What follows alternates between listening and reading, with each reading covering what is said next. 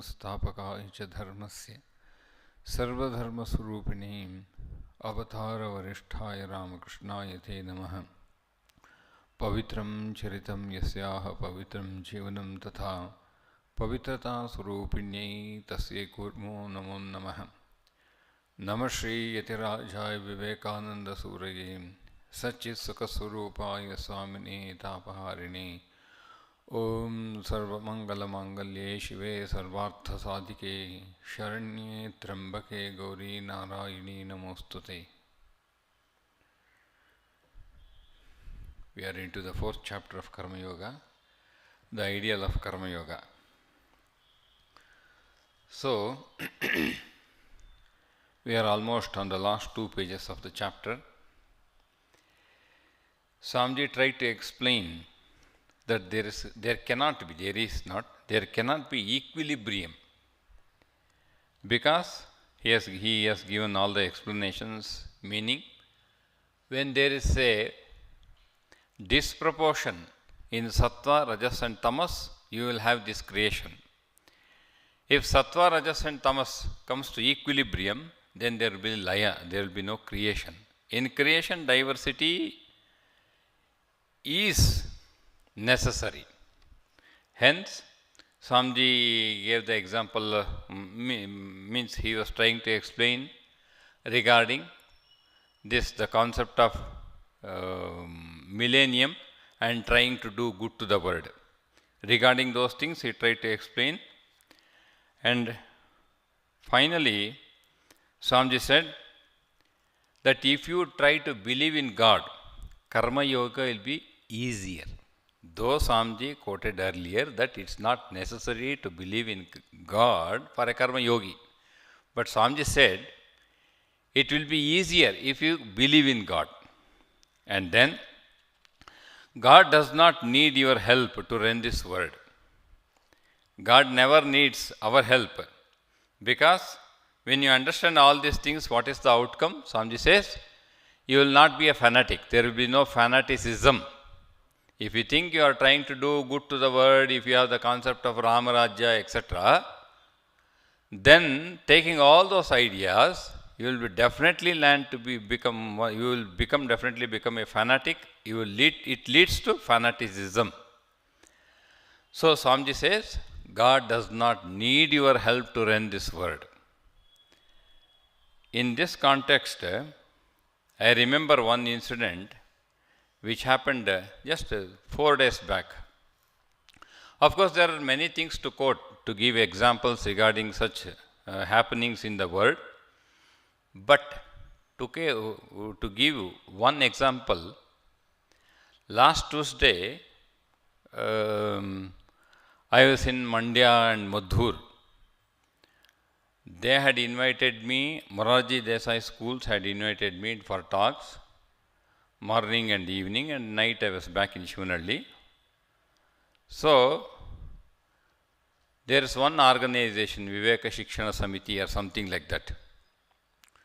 They are trying to give or propagate the ideas of Swami Vivekananda through many books to the high school children. So they were conducting examinations, and fortunately now presently in Mandya there is one DD, Deputy Director. He is very much for such a type of activities. Rarely you will find people in government. So at the first level, he conducted examination. There are 39 Moraji Desai schools in Mandya district alone. So their concept is every Hobli should have one Moraji Desai school. So they will have minimum and maximum limit is 250 children in each school. It's a residential. Once you get into the school, then they will, except reading, you have no other business to do there. They will give shoes, socks, books, boarding, lodging, everything, including all the education materials. It's a residential school. You pass the exam. It's mainly for SC, ST and OBC people. So once you pass the examination, and there will be 3 levels of counseling, You pass those 3 levels of counseling, and then you get into that Maharaj Desai school, then you come out after passing 10th standard. Even teachers and principal have to live with the children and teach them. That is their concept. It is a very wonderful system, is very wonderful. So, in all the 39, it comes under government administration. So, the DD is very much interested. He has conducted in all the 39 Morarji, and he wants Swamis to come address and then give prizes. So, whenever I was doing, I attended. So, they were mainly teaching this Purushottamji's book, Vidyarthigagi, a letter to a student, a secret of concentration, time sense, and prayer. Vidyarthigagi, Samaya Pragne, Ekagrataya Sutra, and then Pratisiri athava Bhavisiri.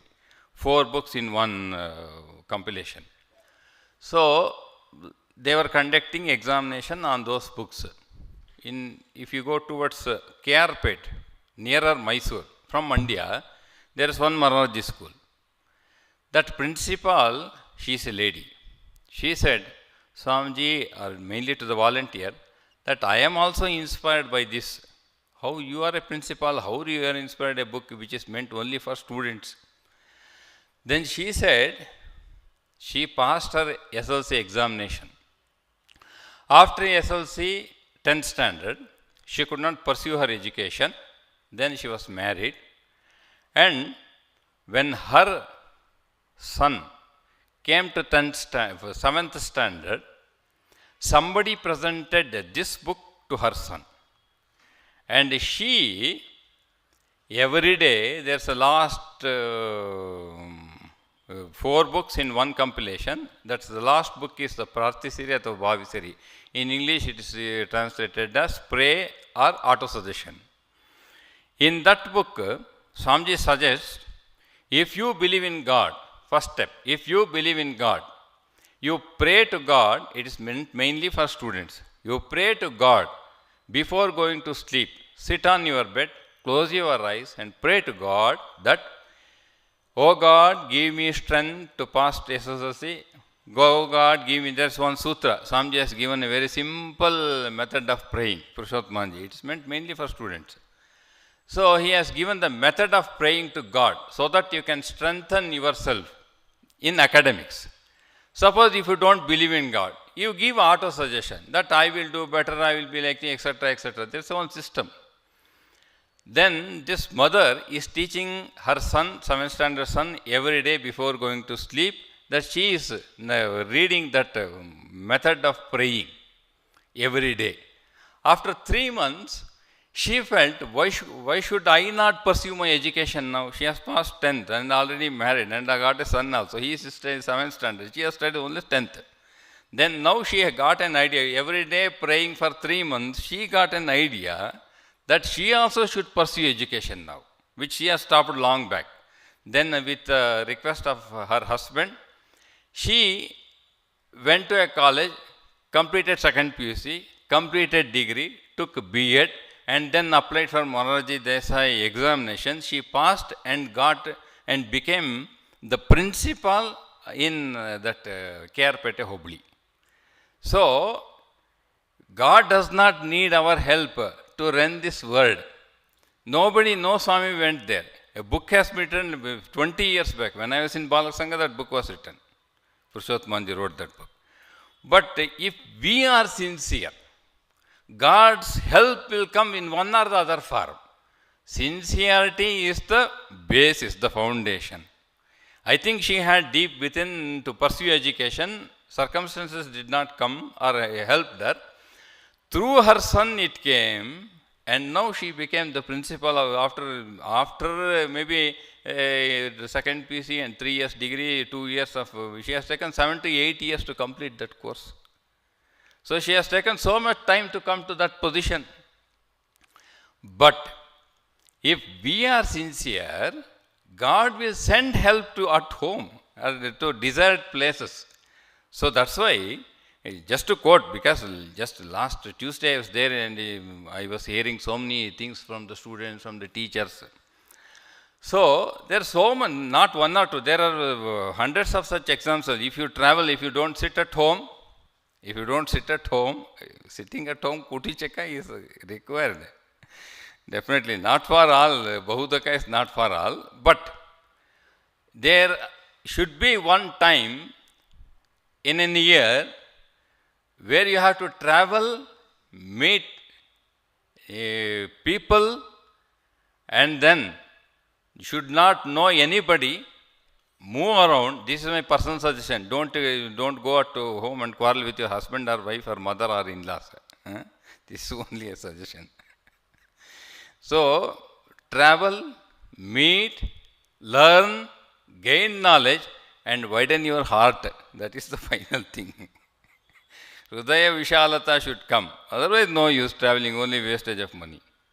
Or you are pursued your own selfish desire of traveling and be alone for yourself. If you realize God, then it's okay. Being alone and realize God, that's also fine for this world. Because we have helped this Swami to realize God, is it not? This society had helped him to realize God. So, otherwise, this traveling, meeting, and it creates lot of learning, and we will understand God does not need our help to run this world. That is the main point. Now, coming to the last paragraph, which I read last week, Swamiji says, the Karma Yogi asks, I have read it, but I am again reading it now. The Karma Yogi asks why you require any motive to work other than the inborn love of freedom. The inborn love of freedom. That is the motive power a Karma Yogi takes to do karma in this world. Inborn motive for inborn love for freedom. It's a very important statement Swamiji makes. So then Swamiji continues and says, be beyond the worldly motives. Doing good to the world, Swamiji started, doing good to the world is the highest motive power. Then having the concept of millennium also brings karma. Both doing good to the world and the concept of millennium, Ramarajya, is something apart from us, which is external. So Swamiji warns, be beyond the common worldly motives. Don't take the help of this world to do karma. Beyond worldly motives, you should have the inborn love of freedom. There should be, it's inborn, it is there, find it out. Other than that, no, you should not stand on any motive power. Because being a Gnani, you are alone. A Bhakta, you are with your God. But a Karma Yogi stays in society, works with people with all peculiarities. This word in one sense is full of peculiarities. Nothing is equal here. When you are working with many peculiarities, if you don't depend on yourself, if you take the word as a motive power, definitely you will land up to become one of the fanatics. Drawn, many people try to give lectures. They see if somebody is not inspired and they don't applaud and they don't recognize, they become depressed. Swami is giving lectures, I am telling you, not ordinary people. There are so many things. You people are staying outside, you don't understand many things, fortunately. So, word should never be a motive for a Karma Yogi. For any yogi, of course, we are talking of Karma Yoga now. That's why anything external is beyond our control. We become dependent. That's why anything which is knowable is dependent is mithya in Advaita Vedanta. Anything which is knowable is dependent on consciousness. That's why that becomes mithya. I don't want to explain it, but this is enough. We will see some other time. So here, never depend beyond common motive power apart from the inborn love for freedom. It's very important.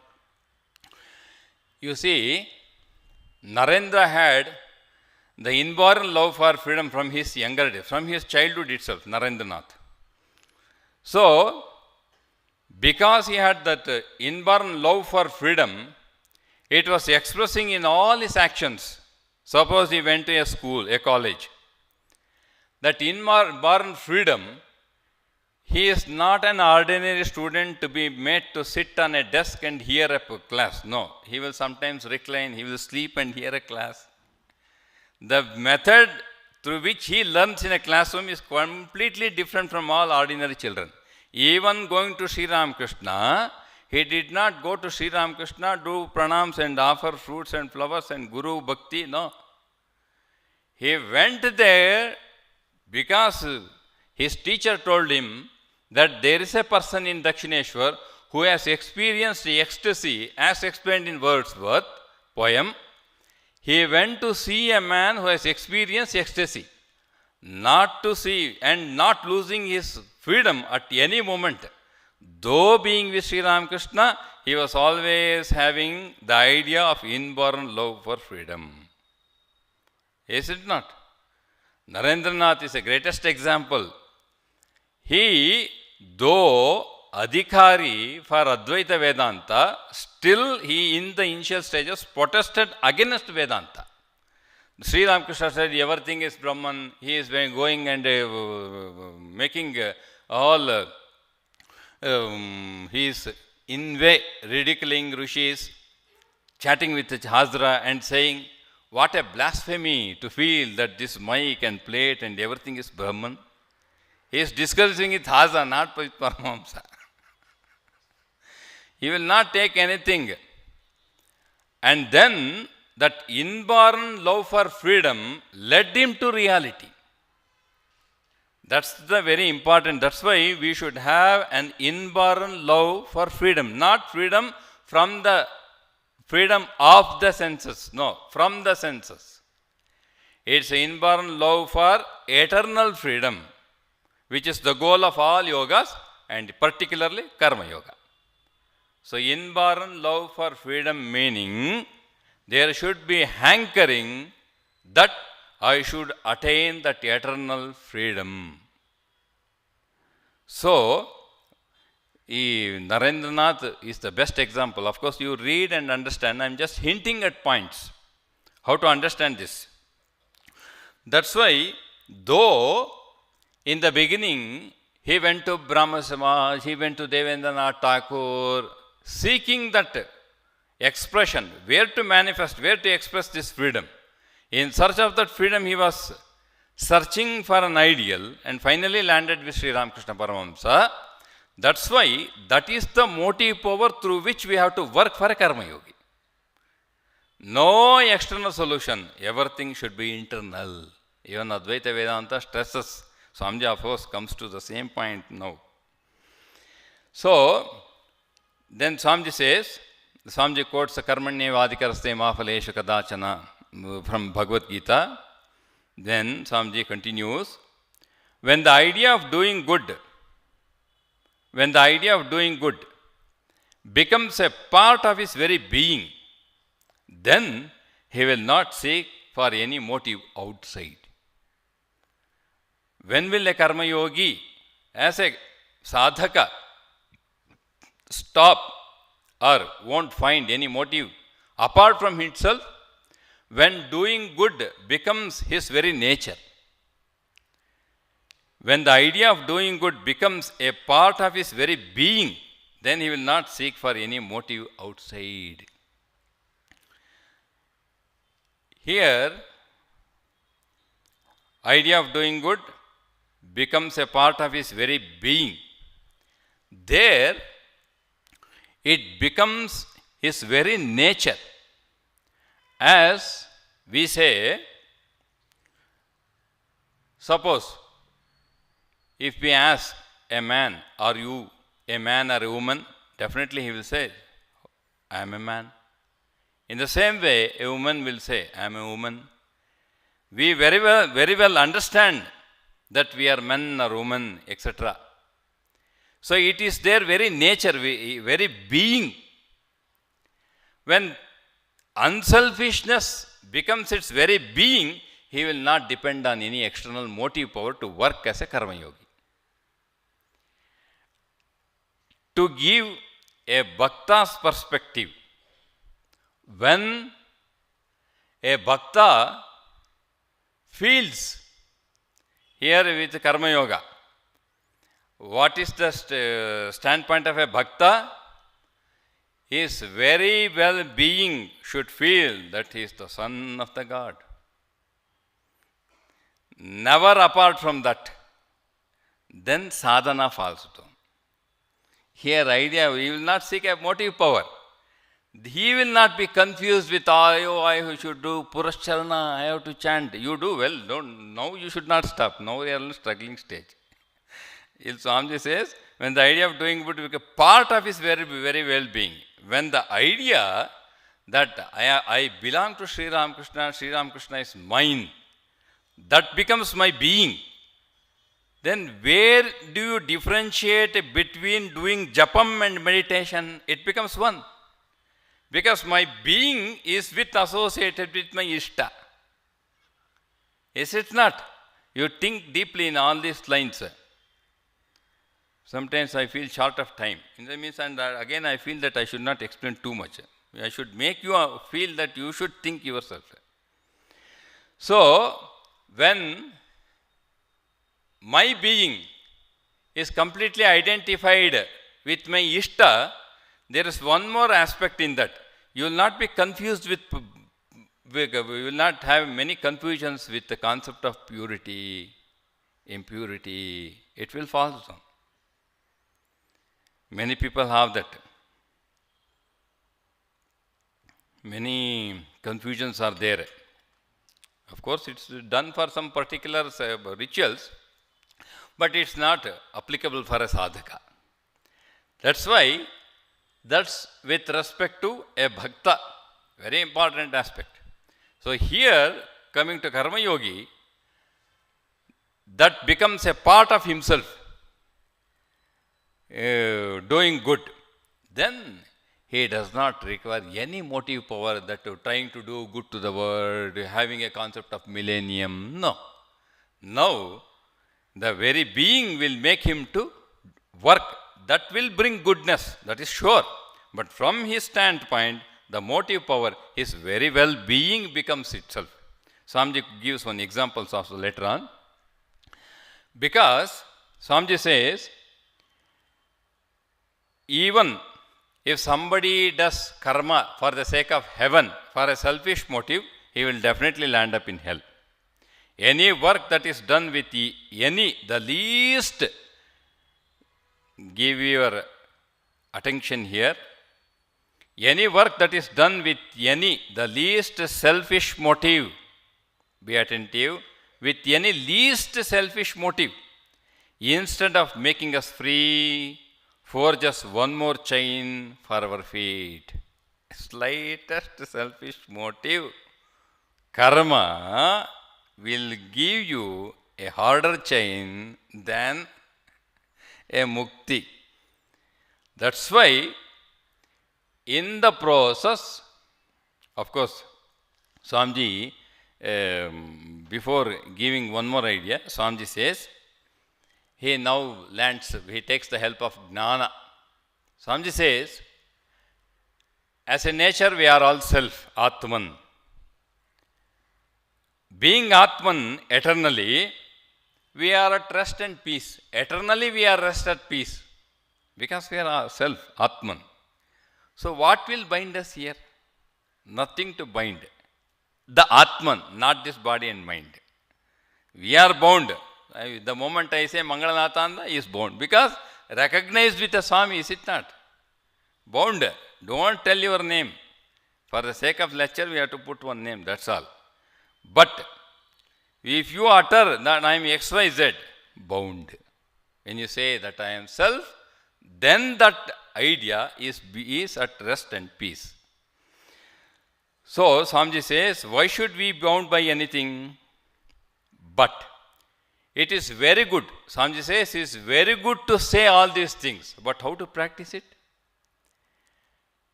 Any good work done with an ulterior motive, without any ulterior motive, instead of forging a new chain, will break one of the links in the existing chains. Now, Swamiji says, every good thought that we send to the world without thinking of any return will be stored up there and break one link in the chain and make us purer and purer until we become the purest of mortals. Even a good thought, suppose you are unable to work, then Swamiji says, any good thought without any selfish motive will be stored up there and make you purer and pure, and finally you will become the purest of mortals. Mortals means those who have birth and death, mortal. One who dies is called a mortal. Men are mortal, all men are, they say, Aristotle inference statement regarding mortals. So, here, even a good thought without any selfish motive will make us purest of mortals. That's why in our Upasana Paddhati, I think in all, every Guru will make it a point to tell you, before you sit for meditation, first pray for the peace of the world. And remember all those who are struggling on this path, those who can remember, those who you can remember them. Remember all of them and pray to the Almighty or to your Ishtam and pray for their spiritual welfare, and then continue your Upasana. Is it not? And if you can do it properly, I can 1000% assure you, if you are very sincerely praying for world peace, that moment itself you should feel the peace. If you can pray it properly, you will feel it that moment.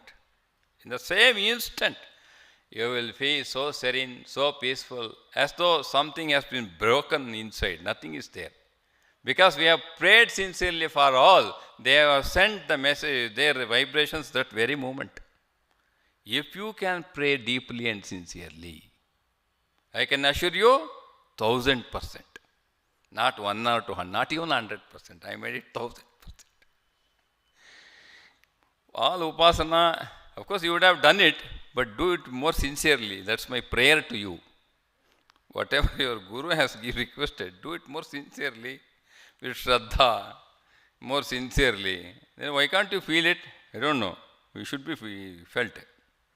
So, but still, after saying all these things, Swamiji says, because he is speaking in America, Swamiji says, yet many think rather this quixotic and philosophical, more theoretical than practical. Swamiji, oh no, all these things won't happen, Swamiji, everything is a theory. Then Swamiji says, even I have read so many arguments against Bhagavad Gita, he says. Against Bhagavad Gita means not with whole Bhagavad Gita. He is now talking of Karma Yoga. You have to take the sentence, Karmanyeva adhikaraste mafaleshu kadachana.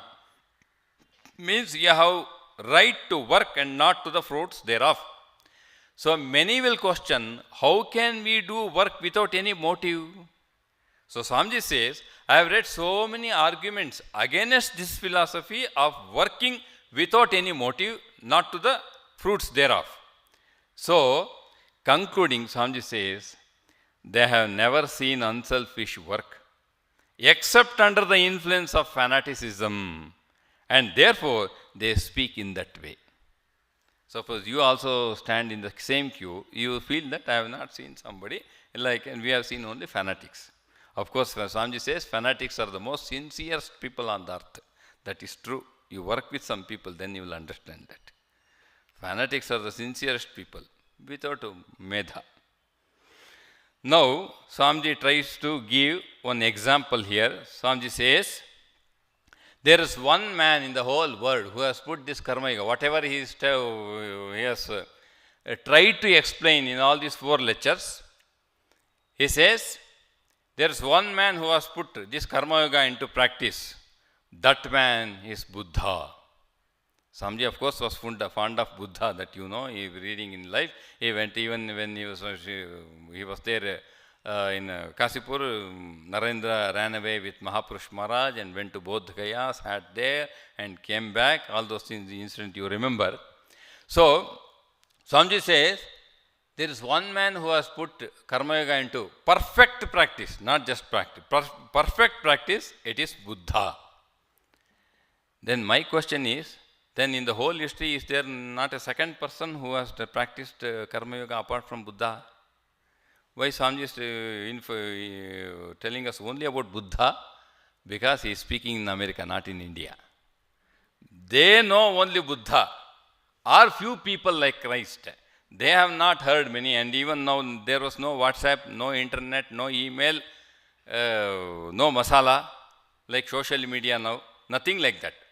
So whatever comes to them is through the original scriptures that they have read through lot of translations. Nobody has read Sanskrit in original those days. Swamiji also, when he was in Thousand Island Park, when he wanted to teach those 12 disciples, he borrowed many books of Shankara, Ramanuja from India. It came via ship. He wrote his two disciples and asked them to send him the copies. He has started Brahma Sutra, he has started Narada Bhakti Sutra, he has started them Bhagavad Gita. So much he has taught them, Upanishads. So he asked them to send the original copies from here. So there were no books available when Swamiji was not there. Even earlier to him also. So everything is what they have heard much about Buddha. Even now in America, there is lot of practices connected with this stress management, stress release program, many things, neuroscientific research going on with respect to the evolution of the brain. So they are taking lot of help from Buddhism and Buddhistic type of meditation, especially Zen meditation. That's why you find many times they use the word mindfulness with respect to neuroscience. Mindfulness, be mindful, be aware. It's all the ideas taken from Buddhism method of meditation. They consider every moment. There is no concept called eternal Atman. Everything is momentary. Kshanika, the Kshanika Vada. So that's why that mindfulness reduction program, everything has been derived from Buddhism. Even now there are a lot of influence in America. So here Swamiji knew that they know Buddha. That's why he is referring to Buddha. Don't think that there is no second person apart from Buddha. Though Narendra liked Buddha, it does not mean that there is no second Karma Yogi apart from Buddha. So Swamiji says, but Buddha is the only prophet who said, one of the important point with the Bhagavan Buddha is, Buddha says, I do not care to know your various theories about God. What is the use of discussing all the subtle doctrines about the soul? Do good and be good, and this will take you to freedom and to whatever truth there is. So, I will read one or two sentences and conclude. Swamiji says, he is the ideal Karma Yogi, means Buddha. He is the ideal Karma Yogi, acting entirely without motive. And the history of humanity shows him to have been the greatest man ever born, beyond compare, the greatest combination of heart and brain that ever existed. Swamiji also, he elogies, whenever Swamiji goes to ecstasy, he will elogize anybody. So, he says he was the greatest Karma Yogi, etc., etc. But, you should pause a little here and then proceed slowly.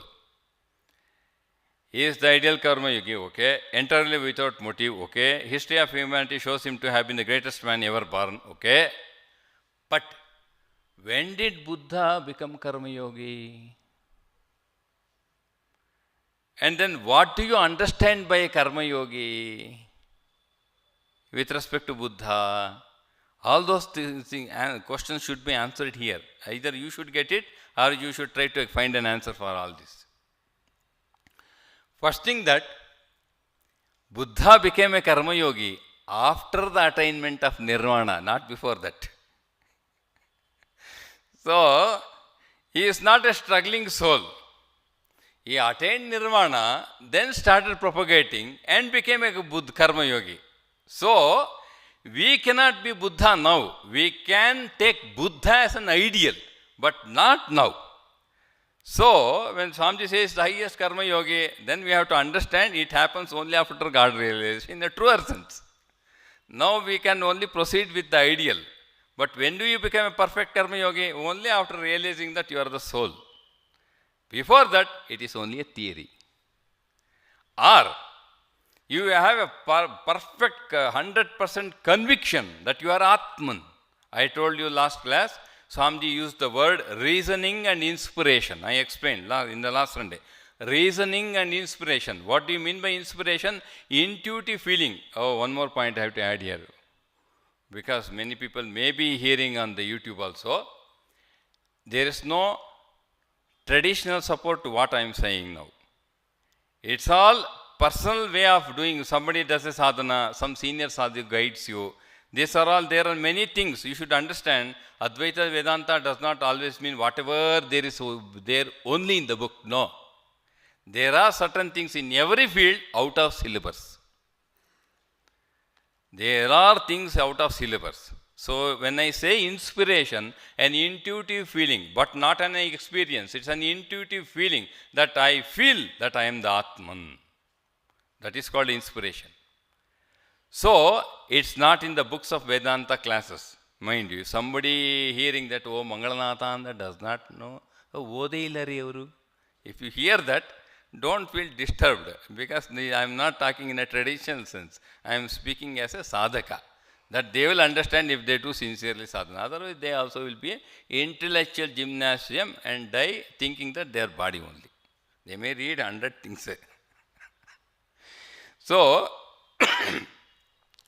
there Swamiji has used the word inspiration. So, taking that, if you don't have such a strong conviction, then it's not possible. So, first thing is that Buddha became a karma yogi after nirvana, not before that.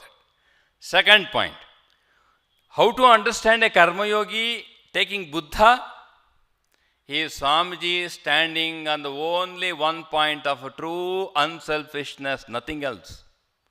Because if you do very voluminous work on this earth, people think that he is a karma yogi. You have built a big institution, day and night you work. Oh, he is a karma yogi, he has built this institution, he has done so much work. No, Buddha did not work a whole day. Did he work like a Ramakrishna Mission Swami is going and lecturing and running institution? No. What did Buddha did? He realized Atman and told that you are neither born nor death, you are Atman. Maybe in his own words. Because we are from this side, I am taking the Vedantic standpoint, that's all. He did prachara. Do you consider that as a karma? Then how do you apply that karma yoga? Karma yogi does not mean the amount of work that you do. Karma yoga means the attitude of, not the attitude, sorry, the bhava of unselfishness. That's all. If I lift this book and keep it with true 100% unselfishness, this is a karma yoga. Don't think that I have to start a big Ramakrishna Mission branch centers. If they do, it's fine. I'm talking with respect to Buddha. Don't quote this with some other Swamis, then I will have problems. So, if you can, with perfect unselfishness, do any act, that is true karma yoga. Buddha was 100% unselfish activity. Whatever he did after nirvana, because there was no identification this body and mind. He knew that he has attained nirvana. Everything is momentary. He gave eightfold path and eightfold path. Based on that, he propagated that idea all over the world. Is it not? And whatever he did unselfishly. 100%. There is no identification with that body and mind. So, any work that is done with that idea is unselfishness. There are so many aspects connected with work. If you stay with those persons only, you will understand somebody will have lot of desire and they will express it through their work. Even desire for name and fame, even hiding, they may not be in public. They may not be in the public. But they want public to recognize in the sense, ಅವ್ರಿಗೇನು ಬೇಡಪ್ಪ. They want to hear that. They will not come on the platform to deliver any lecture. But somebody should tell them, he is very simple, he does not like to come on a platform and speak, and he wants to remain incognito. Such a wonderful Swami. That also makes them happy. So, don't look at the amount or the volume of work and say he is a karma yogi. No, that is not the idea which Swamiji is spreading. Please understand it very carefully and properly. Karma yoga is completely based on unselfishness. You don't have any identification with this body and mind. Swamiji says, stand on the idea that you are the self, not bound by birth and death, eternally at rest and peace. That is I am. When you have that idea and do whatever work, or if you don't do any work and sit, that's also karma, because you are breathing. Breathing is karma. Japa is a karma. Dhyana is a karma. Going to a temple itself is karma. Pravachana is a karma. Adhyayana is a karma. It's not necessarily to be with a society. Is it not? It's a very wide angle. You have to understand the full gamut. So, when you take Buddha, when Swamiji says Karma Yoga means, a perfect Karma Yogi means he has 100% unselfishness, because he has attained Nirvana and found out that he is neither the body nor the mind. So, understand those points and take the ideas properly. Don't mix and misunderstand. So, Swamiji says, quotes Buddha, believe not because some old manuscripts are produced. Believe not because it is your national belief, because you have been made to believe it from your childhood. But reason it all out. And after you have analyzed it, then if you find that it will do good to one and all, believe it, live up to it, and help others to live up to it. I get so much Purva Paksha here. Whenever I hear, so don't believe it's a national belief, you made to believe from childhood, reason it all out, and after you have analyzed, then if you find that it will do good to one and all, believe it. My question is, what is your standpoint to analyze the statement of the scriptures? What is your standpoint? Neither experience nor a prabuddha vyakti. Is it not? When that is the case, start by doing good acts at the beginning. Don't reason it out. Beginning is not for reasoning. Beginning is start with the work. Then you will get bumps from every side of the society. Then there will be a little bit of sharpening from every side. Then you will attain a little bit of maturity. Then you will understand what do you mean by unselfishness, to what extent I am selfish. Then reason it out. When Swamiji says, follow Buddha and reason it out, analyze and then take it, it's not for beginners. Because you don't have any standpoint to reason it out at this moment. Neither you have experience nor experience with respect to Atman, experience to working in the society. How can you analyze without any experience? Analysis comes only after experiences. That's why it is for people like Buddha and Vivekananda. They can analyze, they will not believe because of tradition, because of national belief, because they are Uttama Adhikaris. Is it not? So we are not at the state as a Uttama Adhikari to analyze the statement of scriptures and say whether we will do good or not. Start with the small moral activities which will benefit you and the world. Of course, such common sense is with everybody. Start with that and slowly extend, and then you will attain a state of maturity. Through that you start analyzing. But reasoning, analyzing is not allowed at the very beginning of the sadhana in a karma yoga. Now concluding, Swamiji says, and when a man can do that, analyzing and stands and starts doing good to the world, when a man can do that, he will be a Buddha. And out of him will come the power to work in such a manner as will transform the world. this man represents the very highest ideal of Karma Yoga. There the chapter concludes. The Swamiji says, power will come, the power to work in such a manner as will transform the world. In the beginning, Swamiji, so many things he explained. Neither you can add happiness nor misery. Then how can you transform the world? Swamiji said, neither you can add happiness nor you can add misery. Neither you can do good. It's an eternal problem like a chronic disease. Hunger is a chronic disease, etc. Then Swamiji says, when a man can do that, he will be a Buddha, and out of him will come the power to work in such a manner as will transform. You will get, Swamiji says, you will get the power of Buddha. Word may transfer, may not transfer. But you will get the power to transform the world. Then you will understand there is no point in transforming the world. We will transfer ourselves and die. Whatever possible, taking this karana, God will do it. From my standpoint, what it will do? Very being has become an unselfish motive. So, I will go on doing unselfish work till I live, because that has become my being itself. I cannot avoid it. My prakriti, my nature. So, through that you will get a power to transform the world. This man represents the very highest ideal of Karma Yoga. There concludes the chapter. Next we have to begin with the 5th chapter, that is second here. Each is great in his own place. But before that I will narrate one or two incidents. Whenever I remember certain examples, I will discuss this in between, of course not directly connected with this chapter, the ideal of Karma Yoga, but some practical aspects that have to be understood for a Karma Yogi. Because many people who are understanding all these things through books lack a practical knowledge.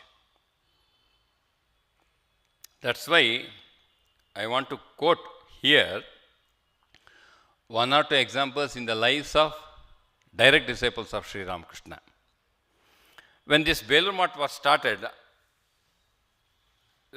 Swami Vivekananda already has left his body. So Brahmanji Maharaj was there in the Belur Math. Few novices came to Brahmanji Maharaj.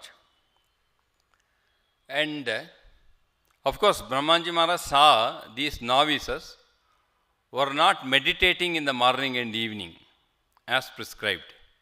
They were not meditating. So, Maharaj called them and inquired, why is it that you are not seen in the temple either in the morning or in the evening? And of course, you know, when Brahmanji Maharaj stayed at Belur Math, all the Swamis should assemble. So, if he is there in the temple, they have to assemble in the temple. If he is at the room, they have to sit in his room only. Wherever he is there in Belur Math, they have to assemble near him, meditate from 4 to 6, 2 hours. Then a bit of Kirtanam, Sankirtanam for 45 minutes or 1 hour according to the mood of Maharaj.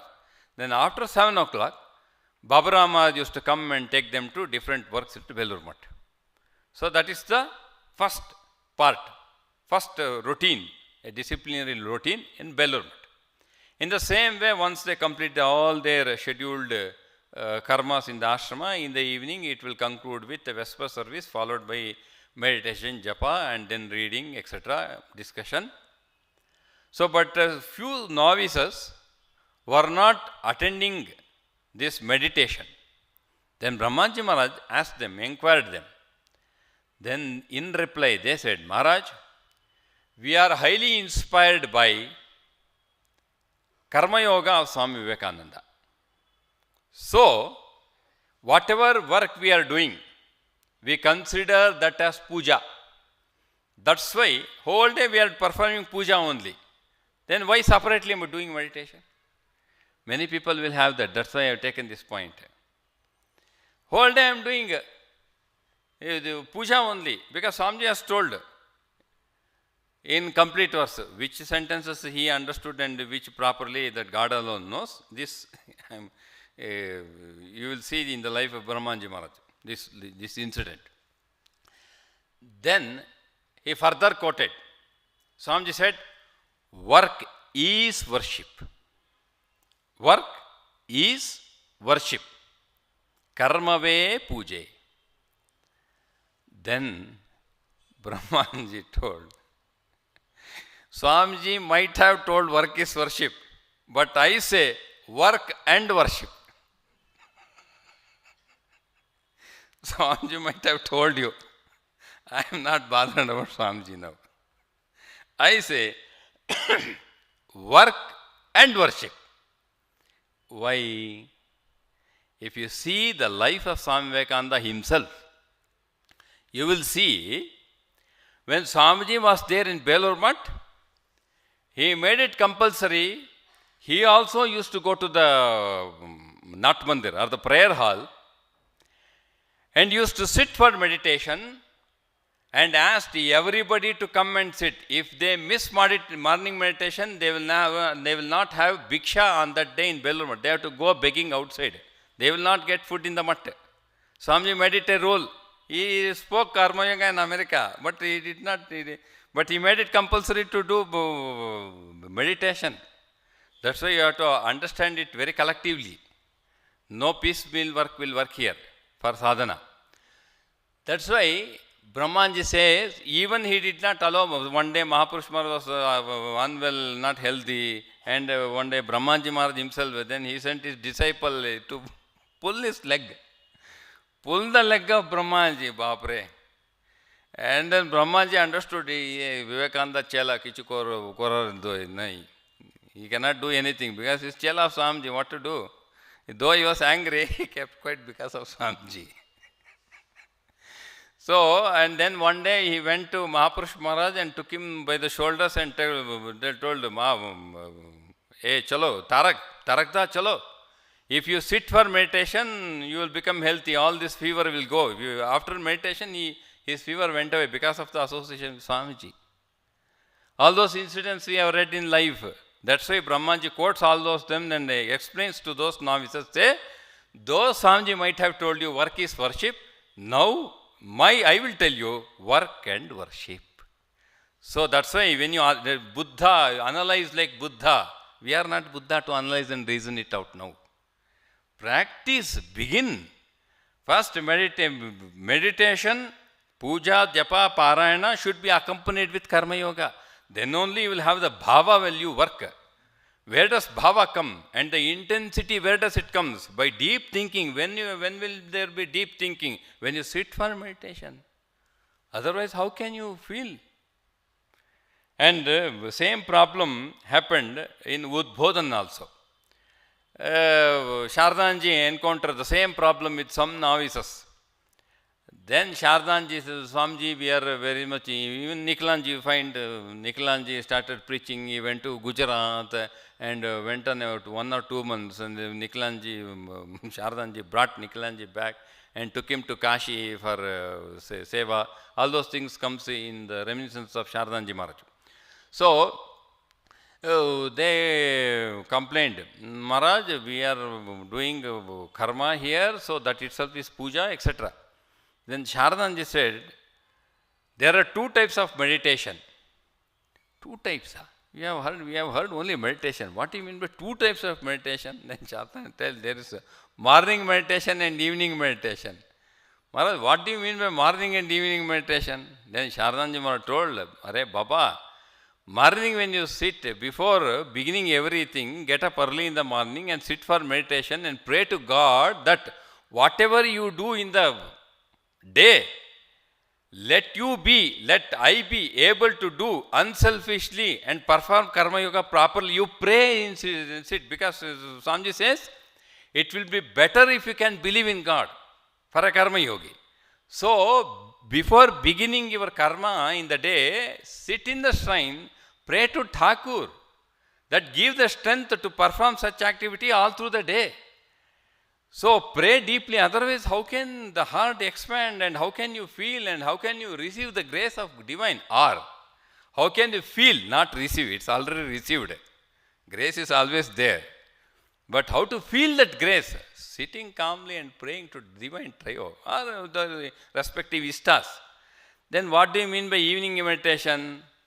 After completion, after Vesper service, after Thakur's Arathakam Khandana Bhavabandhana, sit and meditate. Did I do all the work in the morning unselfishly? You do Simhavalokana and ponder on all the activities that you did and think whether I was able to do it unselfishly, whether I was able to do with the perfect faith in God, whether I was able to do without any selfish motive, good,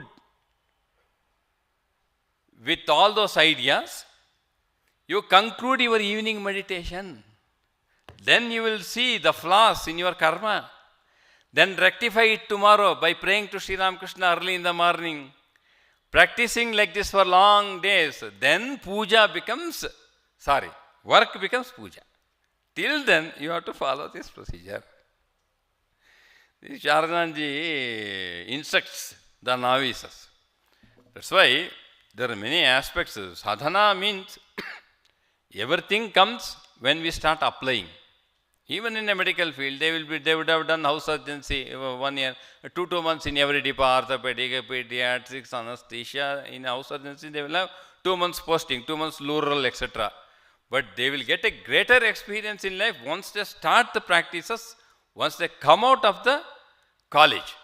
In the same way, even engineering, what they read, what we read, we will learn many things when we start applying it.